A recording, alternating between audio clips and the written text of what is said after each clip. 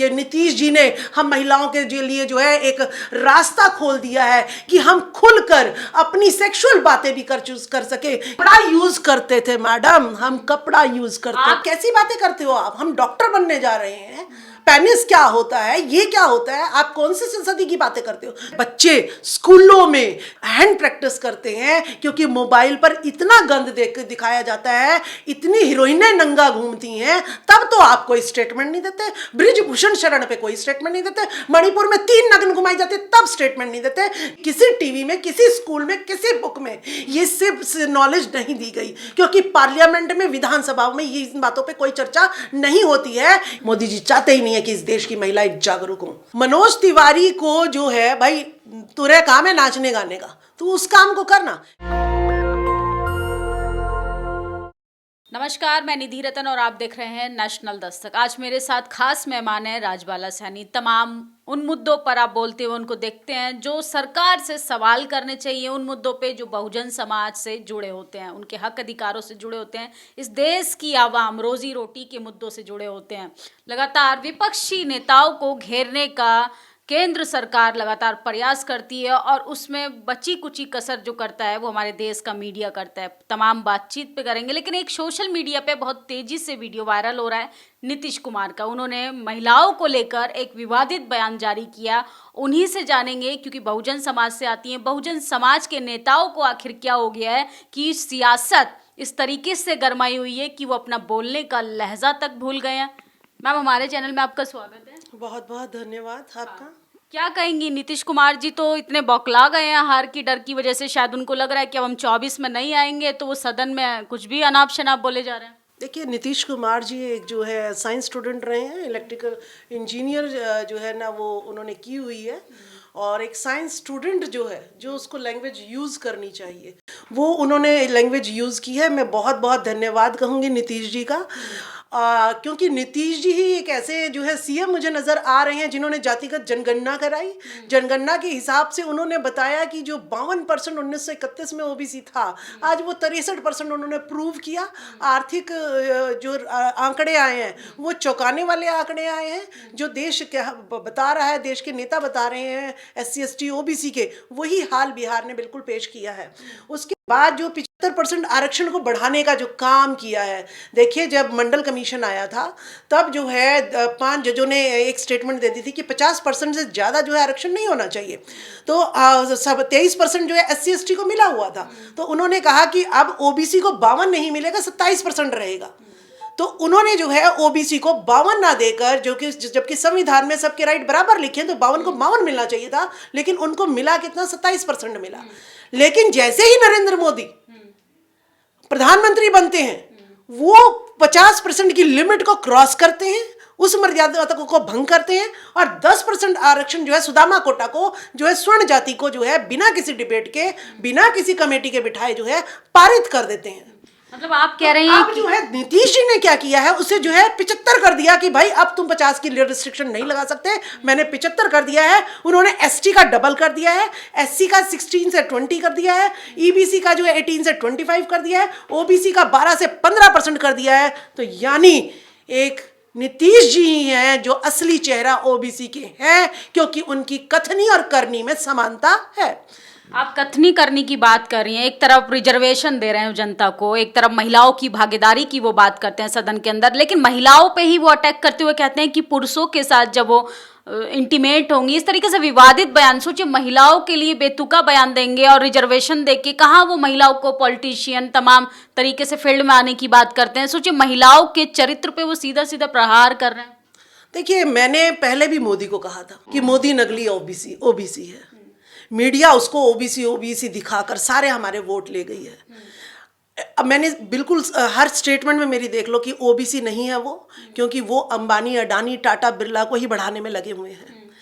देखिए, जब ब्रिजभूषण शरण 1000 लड़कियों को छेड़ता है, उनके साथ जो है उनको जो है सेक्सुअल हरास करता है, पहलवान जो है जो मेडल लेके आते हैं उनके लिए एक शब्द नहीं बोलता, ये वही मोदी है कि नीतीश जी ने जब बयान दिया तो जो है एक पीएम होते हुए उन्होंने जो है स्टेटमेंट दी कि देखिए कि वो मुख्यमंत्री किस तरीके से महिलाओं के लिए, माताओं के लिए ऐसी घिनौनी बात बोलते हैं। कैसी घिनौनी बात मोदी जी? क्योंकि आप पढ़े लिखे नहीं हैं तो आपको पता है कि ये बात घिनौनी है। ये बात घिनौनी नहीं है मोदी जी, ये नीतीश जी ने हम महिलाओं के लिए जो है एक रास्ता खोल दिया है कि हम खुलकर अपनी सेक्सुअल बातें भी कर सके। क्योंकि मैं भी उस दर्द से पीड़ित हूं कि जब मुझे पीरियड स्टार्ट हुए, जब मुझे मेंस्ट्रुअल साइकिल स्टार्ट हुई, तो मुझे जो है अपने बाप से इतना डर लगता था कि अगर उन्होंने देख लिया कि ये ब्लड क्यों आ रहा है तो कहीं मुझे डांट ना पड़ जाए कि मैंने कोई गलत काम तो नहीं कर दिया है।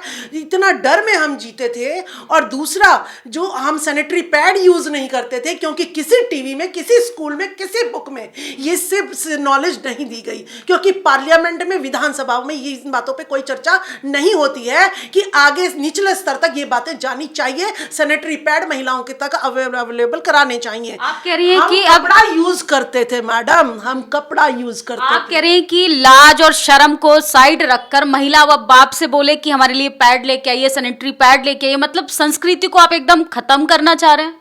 देखिए, जो मैंने नहीं सीखा मेरे अंदर, मैं साइंस स्टूडेंट रही हूँ लेकिन मैं फिजिक्स, केमिस्ट्री, मैथ्स की रही हूँ। मेरे हस्बैंड बायो के रहे हैं। मैंने कभी भी अपना सैनिटरी पैड नहीं खरीदा, अपने हस्बैंड से बुलाया क्योंकि मुझे शर्म आती थी लेते हुए। मैंने अपने हमेशा हस्बैंड से मंगाती थी अपने। और अब मेरी बेटी है, मेरी बेटी को मैं डॉक्टरी करा रही हूँ कि जो अंदर मेरे शर्म रही, जिस तरीके से अनहाइजेनिक तरीके से, मैडम हम पता है क्या करते थे, एक स्टोर होता था उसके ऊपर टांड होती थी पहले, और जो है उस पर जो है कपड़ा जो यूज करते थे हम वो सुखाते थे ताकि पड़ोसी ना देख ले, बाप ना देख ले हमारा, ठीक है। तो और उसमें कबूतर भी बैठे होते थे, कितना अनहाइजेनिक जो है हमें रिएक्शन होता था। तो लेकिन इस तरीके से जब मैंने देखा, मेरी बेटी क्या कहती है, पापा के सामने ही कहती है, मेरे पापा की तरह नहीं है, वो पढ़े लिखे हैं मेरे हस्बैंड जो है वो। तो वो पेरेंट्स का ये जो है ड्यूटी बनती है कि बच्चा जो है किस वजह से टेंशन में चल रहा है, डिप्रेशन में जा रहा है, क्या सेक्सुअल उसको भी कोई जो है, क्योंकि आप मोबाइलों पे देखेंगे, मोदी जी कौन सी बातें करते हो, मोबाइलों पर इतना गंद परोसा जाता है कि उन्होंने तो सही कहा है नीतीश जी ने, अभी मैं उसका बखान करूंगी।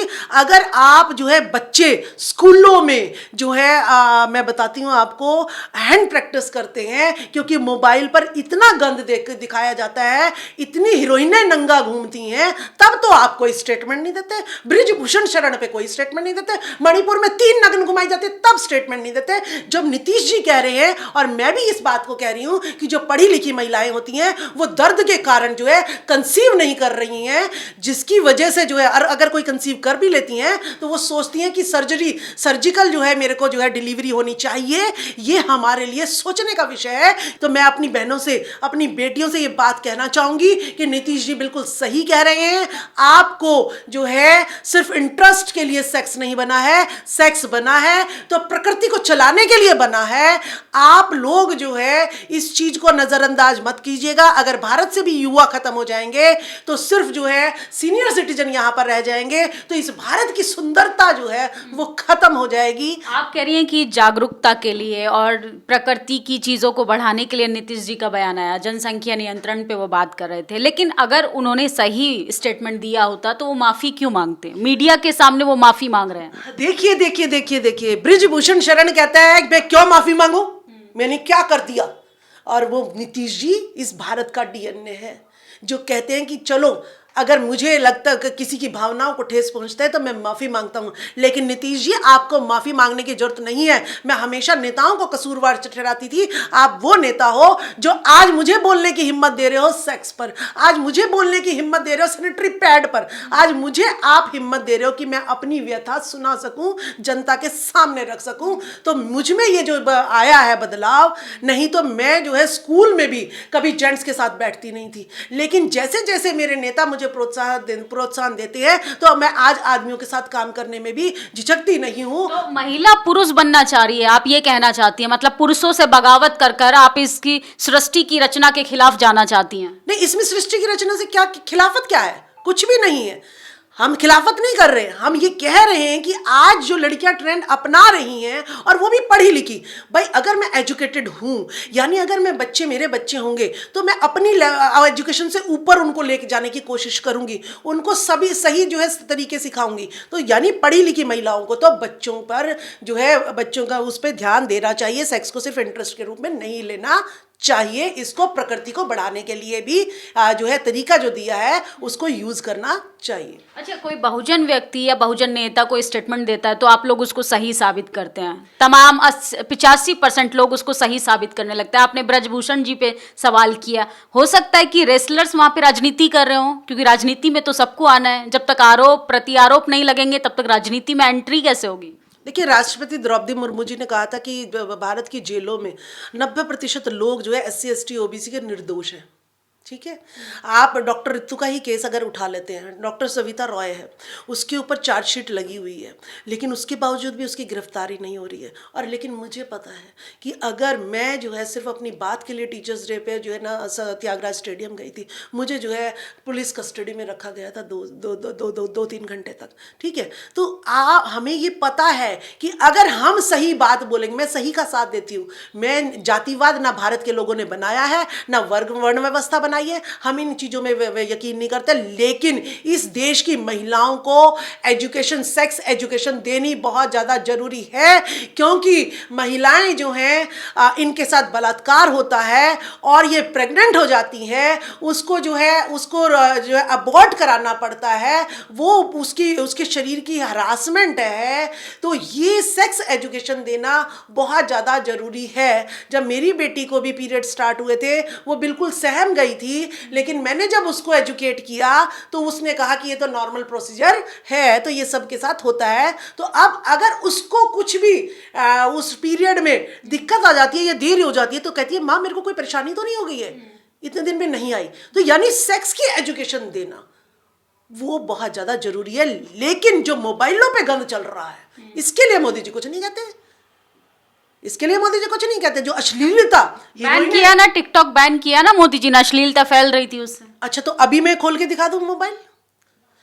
बच्चे से बच्चा जानता है कि क्या होता है क्या नहीं होता है। और वहां तो सारे जो हैं, मुझे लगता है मैरिड ही बैठे हुए हैं। अगर उनको जो है पार्लियामेंट और विधानसभा अपने नेताओं को सिखाए कि हमें जो है दोनों को, महिलाओं को सेक्स एजुकेशन देनी है और पुरुषों को भी सेक्स एजुकेशन देनी है, ताकि महिलाओं का हरासमेंट रुक जाए। मोदी जी चाहते ही नहीं है कि इस देश की महिलाएं जागरूक हों, और नीतीश जी चाहते हैं, क्योंकि वो एक इंजीनियर है, वो चाहते हैं कि इस देश की महिला साइंटिफिक बने, उनको सेक्स एजुकेशन मिलनी चाहिए।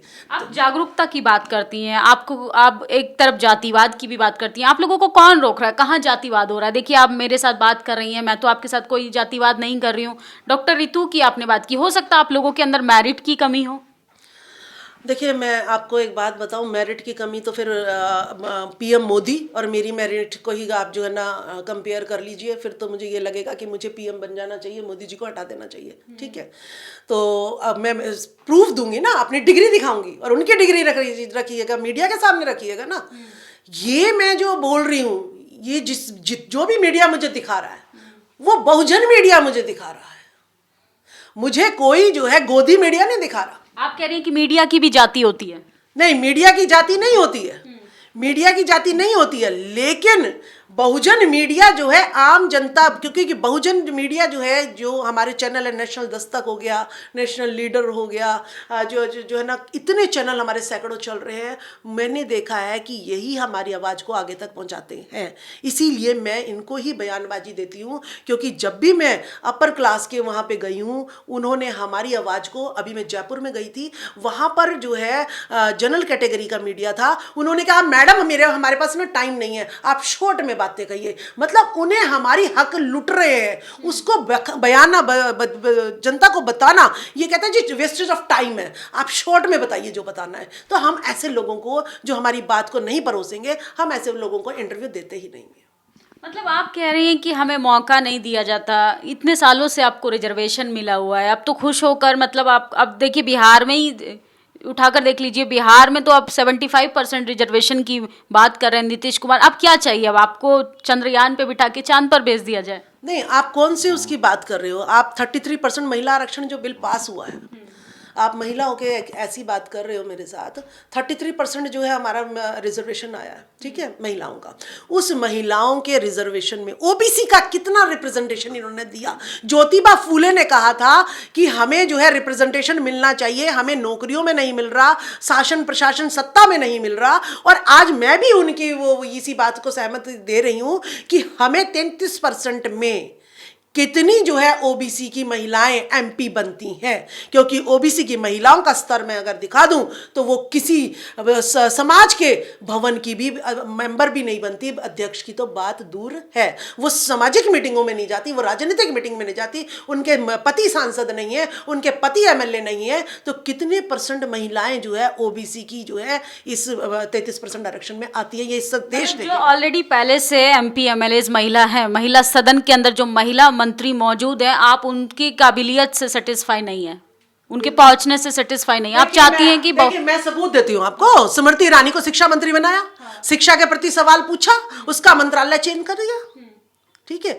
तो ये तो जो है, अब आप एक बात बताओ, मनोज तिवारी को जो है भाई, तुरे काम है नाचने गाने का, तो उस काम को करना। हेमा मालिनी का काम है नाचने गाने का, उसको किस लिए वोट दे रही है जनता? कि भाई हीरोइन है, नोन चेहरा है, मतलब पब्लिक चेहरा है, इसीलिए कि उसके नाम पर वोट पड़ जाए। यहां पर तो हीरोइनों के नाम पर, हीरो के नाम पर वोट पड़ती है, ये नहीं पड़ती कि वो अच्छा टीचर था या अच्छा लेक्चरर था। आज बीएसएनएल खत्म कर दिया है, और जियो, बीएसएनएल जो इतने करोड़ों की कंपनी थी सरकारी, वो तो जीरो पे चली गई। और जो जियो है, जो अभी स्टार्ट हुई थी, वो जो है इतनी कमाई कर गई है। जैसे कि ज्योतिबा फूले की पीसीसी जो कंपनी थी, कंस्ट्रक्शन कंपनी, वो तो घाटे में चली गई और टाटा की ऊपर चली गई, उठ के चली गई। तो ये सब खेल जो है हमारे साथ शुरू से होता रहा है। चाहे बाबा साहब भीमराव अंबेडकर रहे, उनके साथ जातिवाद हुआ, इतनी 32 डिग्री लेने के बावजूद भी सरदार पटेल के साथ जो है विश्वासघात हुआ। 14 वोट मिली थी, क्यों पंडित नेहरू को हमारे देश पे थोपा गया? क्यों उन्हें प्रधानमंत्री बनाया गया? और नरेंद्र मोदी जी, आपने कौन सा ओबीसी का काम किया है कि आप ओबीसी के नाम की वोट आज भी ले रहे हो? तो मैं कहती हूं कि बीजेपी में जब मोदी ही ओबीसी का धन लोग का अधिकार लूट रहा है, तो उसके नेता तो गुलाम होंगे। किसी भी ओबीसी के नेता का बीजेपी पे जो है विश्वास ना करें। इंदिरा गांधी ने ओबीसी के रिजर्वेशन को रोका था, राजीव गांधी ने ओबीसी। लेकिन अब तो कांग्रेस खुद कह रही है, आप एमपी के राजस्थान के भाषण सुनेंगे, वो कह रहे हैं जाति जनगणना कराएंगे हम। देखिए, जब पतन हो जाता है ना, जब सब तरफ से थप्पड़ लगते हैं, तब जो है फिर याद आ जाता है। अभी बीजेपी को भी याद आएगा, जितना ओबीसी जाग रहा है ना, तो ओबीसी जो है इनकी गले की हाँ वो ककवास बनी हुई है, ठीक है। मोदी भी कहेंगे कि भाई हाँ ओबीसी की जनगणना कराएंगे। जब इन्हें दिखेगा कि हम हारने वाले हैं, हमें देश खदेड़ने वाला है, तब जो है ये ओबीसी की गिनती भी कराएंगे। और जिनसे नीतीश जी ने 1 लाख कुछ नौकरियां जो है दी हैं, अभी देंगे वो, तो इसी तरीके से मोदी भी नौकरी निकाल लेगा, इनकी मजबूरी हो जाएगी। अरे वो त्योहारों पे ट्रेन नहीं दे पा रहे हैं, बिहार की जनता तड़प तड़प के अपने घर जाने को मजबूर हो रही है। वो कह रही है कि बिहार के मुख्यमंत्री अगर हमको रोजगार देते तो हम अपने घर से दूर नहीं होते। आप रोजगार देने की बात कर रहे हो सकता है ये पॉलिटिकल स्टंट हो? बिल्कुल पॉलिटिकल स्टंट है। बीजेपी जो है ना, पहले जेडीयू बहुत अच्छी पोजीशन में बिहार में थी, लेकिन जो है जैसे ही बीजेपी के साथ उसने अलायंस किया, बीजेपी ने जो है जेडीयू को खा डाला, और बीजेपी ही उनके साथ थी। और उन्होंने अपने अपने आदमी जो है सब जगह सेट कर लेते हैं ये लोग। और अभी मैं बताऊं, मैं मुंबई से होके आई हूं, और जो है हमारा टिकट कंफर्म नहीं हुआ, तो वो कहने लगा, टीटी कहने लगा कि भाई आप 5,000 पर पर्सन दे दीजिएगा और हम आपकी टिकट जो है कंफर्म करा देंगे। तो इतनी लूट खसोट इस देश में चल रही है ना, ठीक है। सीएम होते हुए भी नीतीश जी के ऊपर इतनी पाबंदी है क्योंकि वो ओबीसी के हैं। वो इतने बार सीएम रह चुके हैं, उनकी पार्टी है, लेकिन तो मोदी जी भी 40 साल संघर्ष किए हैं सड़कों पर। देखिए, मोदी जी ने संघर्ष किया है, जिनके लिए संघर्ष किया है उनको वो फल रहे हैं, फूल रहे हैं वो, ठीक है। लेकिन मोदी जी ने जो है जिसके नाम की वोट ली है उसका कुछ भी उद्धार उन्होंने नहीं किया है। ये एक ऐसा समाज है जो कमेरा वर्ग है, जो सिर्फ पसीना बहाता है, ईंट ढोता है, मजदूरी करता है, किसानगिरी करता है, बॉर्डर पर सिर्फ जो है सिपाही बनकर लड़ता है, शहीद होता है। बस ये जो है उनके खिलाफ है मोदी, और सिर्फ पूंजीवाद के जो है। अब आप बताइए योगी जी को, योगी जी जो है 130 जो है मंदिर में पुजारी चाहिए अयोध्या में, ठीक है। आप ओबीसी के, मैं कहती हूँ ओबीसी के भाइयों को, तुम बहुत बजरंग दल, तुम बहुत दुर्गा वाहिनी, तुम बहुत सब में लगे हुए हो। तुम अब जो है इस 130 पुजारियों में से, जिसमें 50,000 70,000 तक की सैलरी मिलेगी, तुम अप्लाई करो और देखो कि तुम्हारे कितने लगते हैं। और नहीं लगता है तो वहीं जूता उठा के मारना। अरे जो कर्म से सर्वोच्च रहेगा वही तो पुजारी बनेगा। कुछ लोगों को धर्म भी तो बचाना है। कौन से कर्म की बात कर रहे हैं? ये हमारी जनता को तो कहते हैं कि हमें इनका जो है धर्म बचाना है। तुम हीरोइनों का धर्म बचाओ ना, तुम उन हीरों का धर्म बचाओ ना जो कि अश्लीलता परोसते हैं। उनको सुधारने की जरूरत है। या बेचारी गौ जो जनता है, जो कभी किसी का बलात्कार नहीं करती, जो नंगे नाच नहीं नाचती, उसको तो तुम धर्म सिखा रहे हो। और जो ऊपर इतने जो है ना अश्लीलता परोसते हो, उसको तुम्हें धर्म नहीं सिखाना है।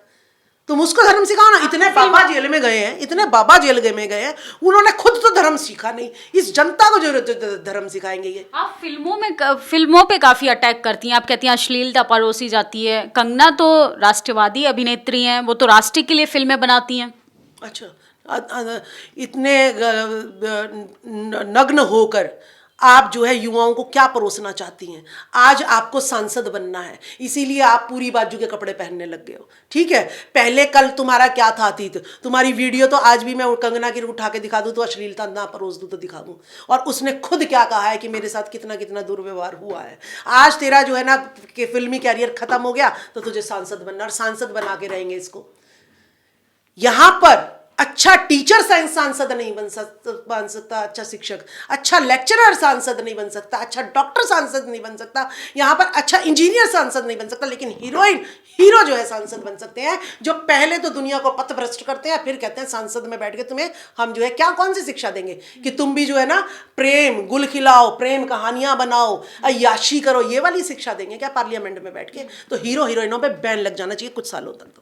तो अब आप क्या आपका रोड मैप है? कैसे आप 24 की इलेक्शन की तैयारी में, क्योंकि इंडिया अलायंस में तो लगता है फूट डल रही है।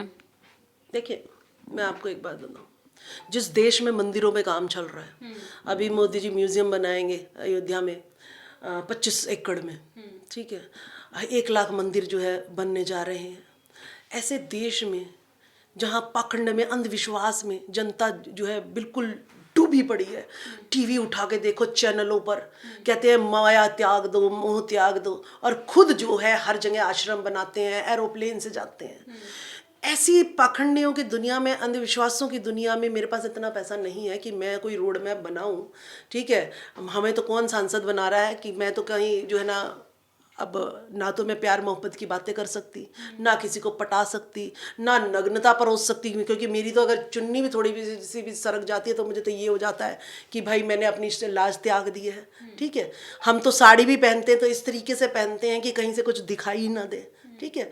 तो मेरे में वो गुण नहीं है कि मैं एक सांसद बन सकूं। और ना मैं जो है किसी एमपी की बीवी हूँ, ना मैं किसी तगड़े बिजनेसमैन की बीवी हूँ, और ना ही मैं जो है अपनी नौकरी छोड़कर 2 चुनाव में लड़ चुकी हूँ। अब मैं बिल्कुल कंगाल हो चुकी हूँ, कर्जे में आ चुकी हूँ। तो हमारी औकात कोई नहीं है। रोड मैप हमारा यही है कि हम नीतीश जी और मायावती जी को जो है खड़े हो जाना चाहिए। उनकी 50% महिलाओं की जो है ना अब शोषण और ज़्यादा होने वाला है। अगर 33% जो है स्वर्ण जाति की महिलाएं अगर पार्लियामेंट में पहुंच जाएंगी तो मैं आपको बता देती हूँ वो विष कन्याओं का काम करेंगी। आपके जितने भी छोटे मोटे MP MLA बनेंगे उनको वो अपने प्रेम जाल में फंसाए रखेंगी। समाज से उनको कोई लेना देना नहीं होगा। और ये जहाँ शिक्षा पर 18% टैक्स है वहाँ पर सिर्फ अय्याशी चलेंगी, सुरा चलेगा, शराब चलेगी, और जो है वेश्यालय खुलेंगे, बार खुलेंगे। बस यही सब चलेगा इस देश में, और इस देश से जो है शिक्षा और संस्कार सब खत्म हो जाएगा। बहुजन महिलाओं के लिए क्या कहेंगी, क्योंकि आपके मुख्यमंत्री तो सब कुछ कह चुके हैं, अब आप क्या कहना चाहती हैं? मैं बहुजन महिलाओं से यही कहूँगी कि इस देश की सुंदरता को, जो कि युवाओं में है, इस देश की सुंदरता को बनाए रखना, ये बहुत बड़ी देन है हमारी मातृशक्ति की कि हम जननी हैं। और इस वरदान को हम अभिशाप ना बनाएं और अपने कर्तव्य का जो है पालन करें। हम मेहनत करें, शराब से दूर रहें, और आप सेक्स को सिर्फ एंटरटेनमेंट ना समझें। और बच्चे का लालन पोषण भी माता का कर्तव्य होता है और पिता का भी कर्तव्य होता है। पिता भी जो है बच्चे के जो है सुसुपोटी साफ करने में या उसकी पढ़ाई में हर तरीके से जो है महिला की हेल्प करे। खाना रसोई में बराबर का दर्जा जो है महिलाओं को मिलना चाहिए, नौकरी में भी, किचन में भी और पारिवारिक सेवाओं में आपने भी। किचन की बात की कि पुरुषों को महिलाओं का साथ देना चाहिए। आप फूले का एग्जाम्पल देती हैं, आप डॉक्टर अम्बेडकर का एग्जाम्पल देती है, लेकिन बहुजन समाज के जब मैं पुरुषों को देखती हूँ तो मुझे कोई भी उनमें फूले नजर नहीं आता, कोई भी डॉक्टर अम्बेडकर नजर नहीं आता। ऐसा क्यों? एजुकेशन की कमी है। मेरे हस्बैंड पढ़े लिखे हैं, वो सर्विस में थे, मैं पढ़ी लिखी थी, मैं जॉब में थी। मेरे हस्बैंड इस बात को समझ रहे थे कि अगर ये जो है नौकरी करके आ रही है इतने घंटे, मैं भी इतने घंटे नौकरी करके आ रही हूँ, फिर उसके बाद ये घर में भी काम कर रही है, तो मेरा भी जो है ड्यूटी बनती है कि इनको रेस्ट मिलना चाहिए और मैं भी उसको काम को जो है करूं। तो ये पढ़े लिखे की सोच जो है बदल जाती है। इसीलिए कहा है कि महिलाओं को भी पढ़ा लिखा। अगर कोई महिला पढ़ी लिखी है, वो जॉब नहीं कर रही है, तो उसकी ड्यूटी बनती है कि अगर आदमी बाहर धक्के खा के आ रहा है, कुछ काम कर रहा है, तो वो घर की ड्यूटी संभाले। ये नहीं है कि आप पढ़े लिखे हो तो भाई मैं कुकिंग नहीं करूंगी, मैं बच्चे को नहीं पालूंगी, तो ये उस महिला के लिए जो है उसके गलत संस्कार होंगे। ठीक है ना? बहुत बहुत शुक्रिया हमसे बातचीत करने के लिए। धन्यवाद जी। तो ये थी राजबाला सैनी। इन्होंने सीधा सीधा तौर से अपनी बातचीत में बताया कि एजुकेशन, चाहे वो कोई भी मुद्दा हो, एजुकेशन और अवेयरनेस बहुत ज़्यादा ज़रूरी है। बहुजन समाज की महिलाओं को भी उतना ही जागरूक होने की ज़रूरत है जितना कि पुरुषों को। हमारी बातचीत पे आप लोगों की क्या प्रतिक्रिया कमेंट बॉक्स में ज़रूर बताएं। और मेरे सवालों से अगर किसी बहुजन समाज के लोगों को तकलीफ़ हुई है तो मैं बता दूं कि तमाम मीडिया कर्मी इसी तरीके से बहुजन समाज के लोगों से सवाल करते हैं, क्योंकि उनको उनकी जाति पता होता है, उनकी इस जाति से आता हुआ टाइटल पता होता है। और इस देश में हर चीज़ का एक टाइटल बना हुआ है और सवाल भी टाइटल के आधार पर ही पूछे जाते हैं। शुक्रिया। नेशनल दस्तक की आपसे गुजारिश है कि अगर इसको बचाना चाहते हैं तो नेशनल दस्तक को सब्सक्राइब करने के लिए रेड कलर के सब्सक्राइब बटन को दबाएं, फिर बेल आइकन की घंटी दबाएं। नेशनल दस्तक को बचाने के लिए बहुत जरूरी है कि हर खबर को शेयर करें, लाइक करें, कमेंट जरूर करें।